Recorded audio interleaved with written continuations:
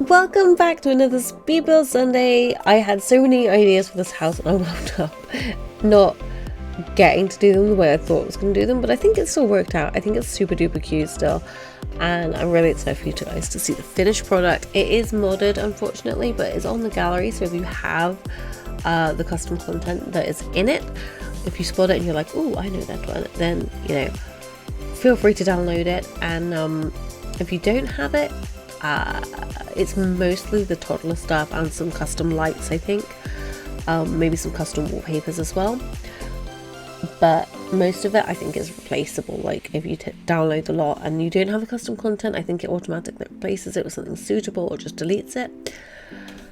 But basically the whole reason that I went for this build was this bit in the front, which I had so much trouble with. Oh god, I couldn't figure out how to do it. I just watched a TikTok tutorial on this and I thought it was being so smart and so clever, but apparently you don't need to lift up the ground at all. You just have it level and everything's fine. So I ended up literally, you can see me in a second, I just delete the whole lot and flatten it out, and then it worked and it was nice. So what I basically did is separated out each of these things, and they look so small in the finished thing compared to what they look like when I was actually building them. Like literally they're, I think, 2 squares each, maybe 1 square on that last one, and they look tiny. I was thinking I'd have loads of space to put stuff on the wall, but I did not. But yeah, so I started with the outside, you know, the basic structure. I wanted like a little like some levels. I'm not very good at finding the proper wording for this. I am not an architect, this is not my job, but yeah, I wanted the levels to be kind of split level but still somewhat open plan, but then I ended up putting stairs in, so it doesn't really seem that open plan at all.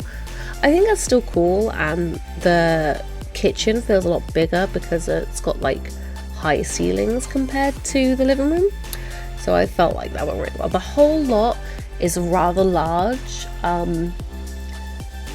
You may have noticed recently I've been building like cozy smaller lots, and then this one I was just like, no, we're gonna do this. It's gonna be a grand house. Like I literally have 3 sofas and it's not even taking up the whole living room. So it's big. Is she big? And I thought it was good. I thought, you know, it'd be a nice challenge, and it was a challenge, and it took a lot of effort. I don't think that it is visible how big it is and how much like went into it, even though I've got like this build here, but like it was a lot, like in a good way. I really enjoyed it, and I found it quite satisfying at the end, taking screenshots and stuff. But like, oh my goodness, there were so many times when I was like, I'm not sure, this just seems like there's too much open space, and I'm like, maybe open space is a good thing.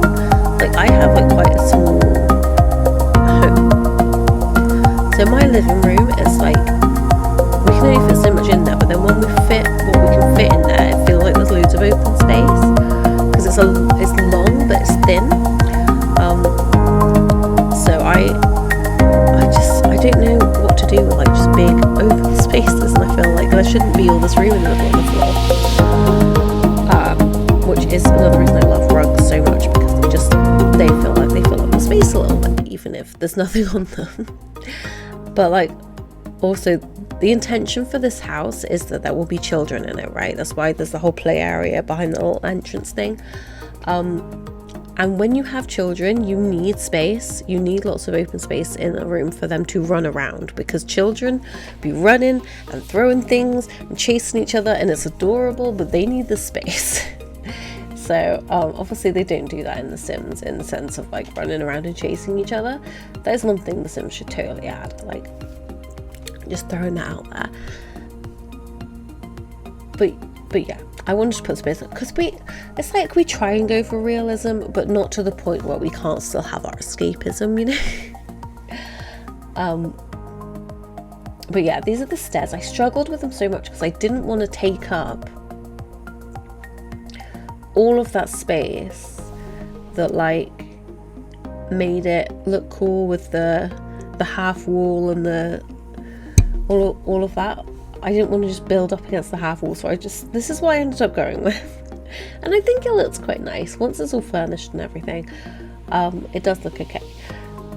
But yeah, I was like, right, so I'm trying to imagine coming in. So we come in, we pop our keys and our coat on the rack by the door, come down, and the first thing we're going to see is the dining room. We're going to head past the dining room on our way to the kitchen, and that was like the flow of things. So I debated between having the kitchen at the bottom of the stairs, so it would be like straight down the stairs. You can grab a snack after you've been out, you know, at work, or you can come in after a warm day and have a drinky drink. I did kind of do the drinky drinks because there's a bar right there. But I thought, in my head, I don't know why, when you're going to the back garden, you go through the kitchen to the back garden if you don't have like just a hallway that goes straight to. So like if you're going through a kitchen dining area, in the kitchen there is a door to the back garden, and that's what my brain tells me is the way. So that's what we did. And I wanted to make it kind of like look rustic and stuff, but then this bloomin' dangling light dangled a bit too low, but then the shorter one dangled too high. I think I did end up changing it because when I went upstairs, you could see the tippity top of the strings because I lifted it up. This is for the postcard collection because I'm intending on, if Rose has more than one baby, she's had her first baby now in the Not So Very Challenge. If you didn't watch that on Twitch, it's happened. She's had the baby, little peachy, we called him Teo. I think that's how you pronounce it. That's how we're pronouncing it. Apparently it's Chinese and means peach. So that's what we've named him. It was a little boy, and so I tried to build the room quite gender neutral upstairs, and then there's two gender neutral rooms, but they're quite bloody gender neutral because peach is like a orangey pink colour. Anyway, we're still downstairs now, so let's talk about that. I guess we didn't even really need to talk about it, but yeah, the intention was that Rose and the kids and her husband would move here. Her husband, whose name I always forget, I think it's Alex Parsnip. But yeah, they're going to live here, so I needed the corkboard for all the postcards because we have still not finished the postcard collection, so I wanted to have something there to put them all on. And then we have moved upstairs now, and upstairs was a whole thing. I decided to take a little break, so you can probably see the break at some point. I think it's after I do the master bedroom and the master bath, and then I come back and do the other rooms another day because I was like, no. But yeah, this I wanted to have multiple bedrooms, but then I was like, I don't know if she's gonna have like 4 kids, so one of these is a bathroom because everyone needs a bathroom, not just the master bedroom needs a bathroom. And then I decided to make one into a yoga studio, but she can kind of, you know, change that to a bedroom if she needs to. And then I realise now that I'm done, I don't think I have anywhere specifically for her to write her book, so maybe we could put a little desk. I think there's some space maybe left over in her room in the corner or something. We could maybe put a desk in. I'm not sure. I don't even remember what I built now. This is like literally like 4 days ago that I did this build.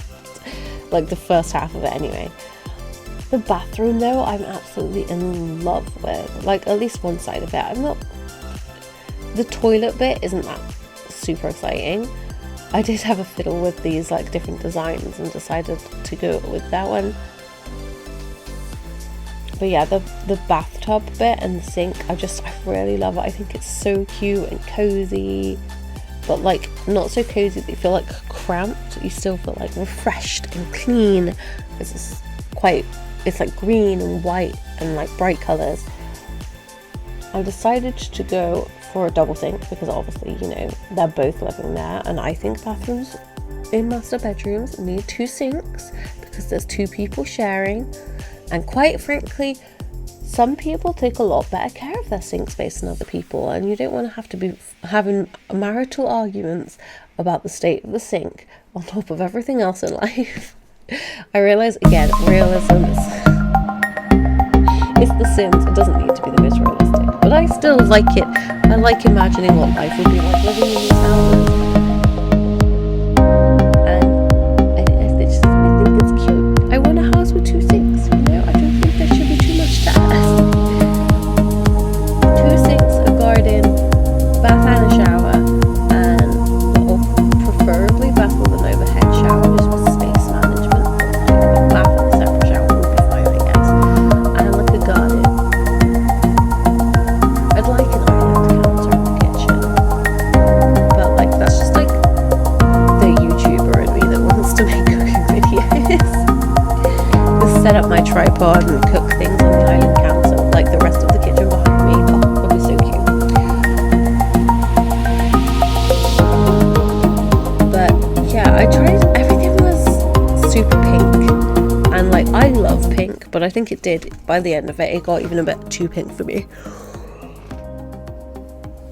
So, I am not against keeping this as the house that we use because I really, really like the general gist of it. And then maybe we could just kind of recolor things for each generation. But like, obviously with having multiple kids and stuff, some of them are going to not want to stay in the house, and some of them have like moved to a specific town or this many towns within the thing. So I don't think it'd work. If it was a legacy challenge, it would for sure work.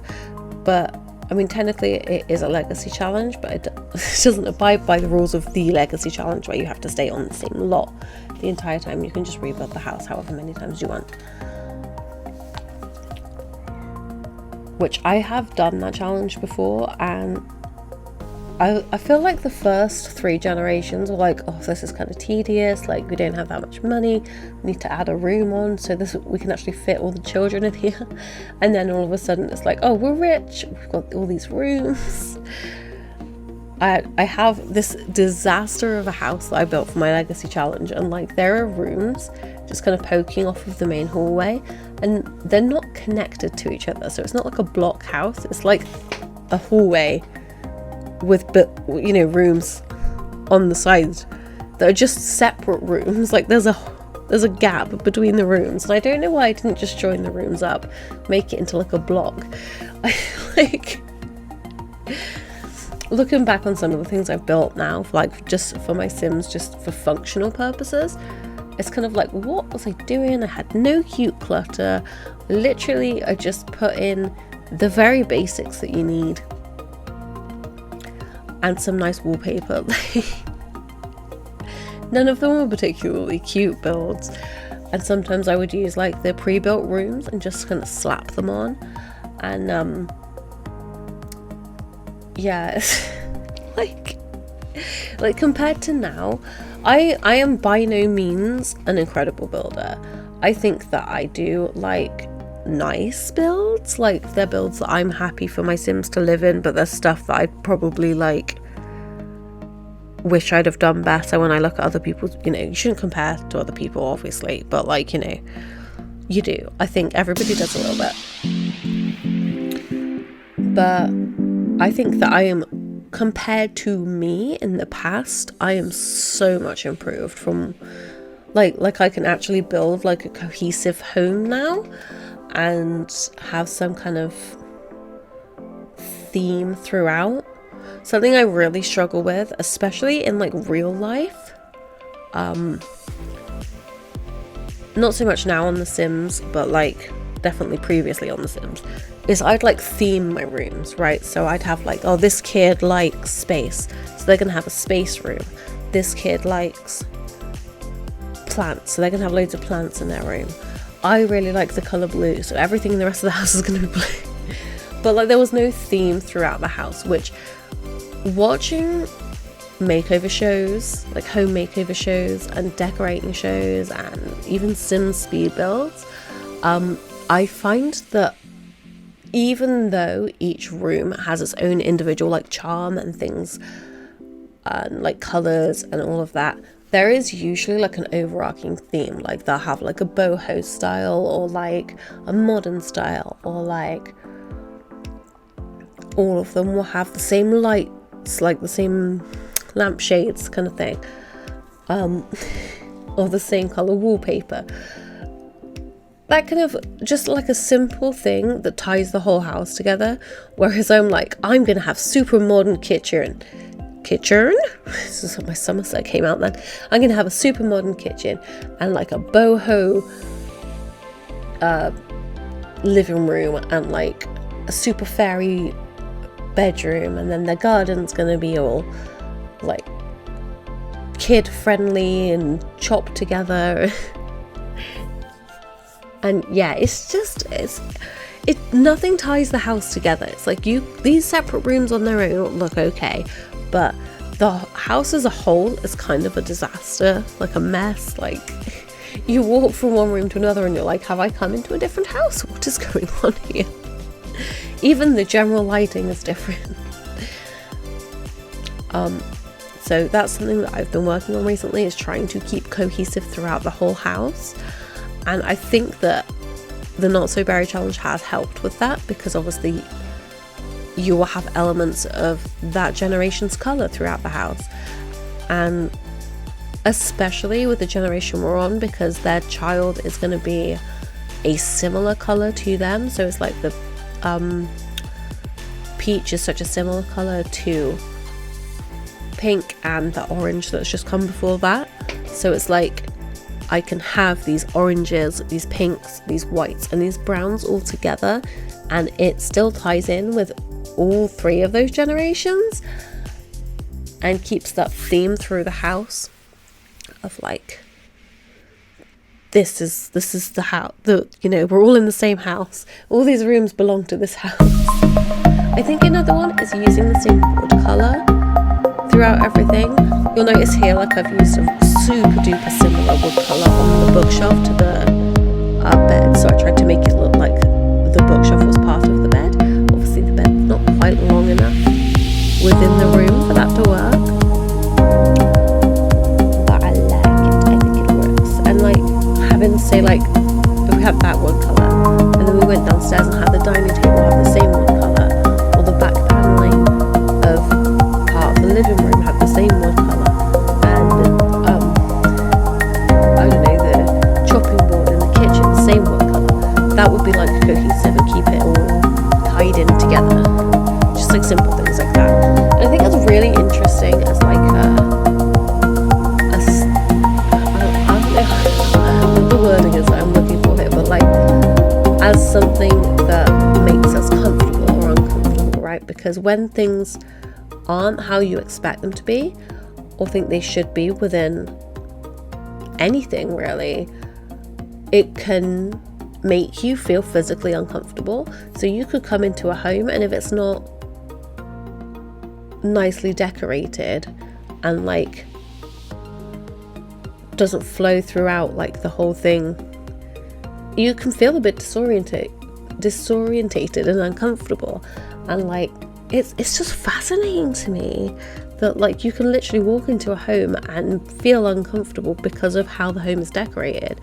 Even if it looks super cute, like the various parts of it look super cute, it can be like, no, I don't like this.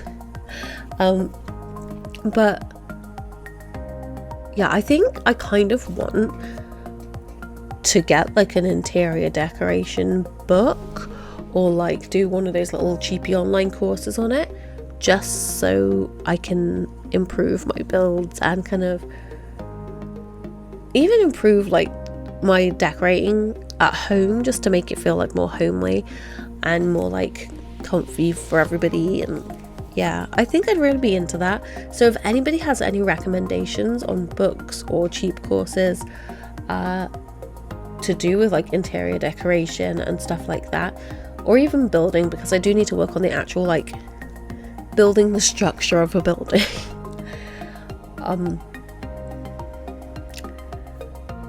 Yeah, send those my way, comment them. I think if you post links, I think it does send it into like this auto modding process, but you can post links and I'll still see them, and then I can approve them if they're like decent links, just don't send me viruses, guys, please. I already had to get rid of some malware from my computer when I downloaded my Minecraft mods, because I think we downloaded like Java to play the Java version, and yeah, some malware found its way into the computer when we did that.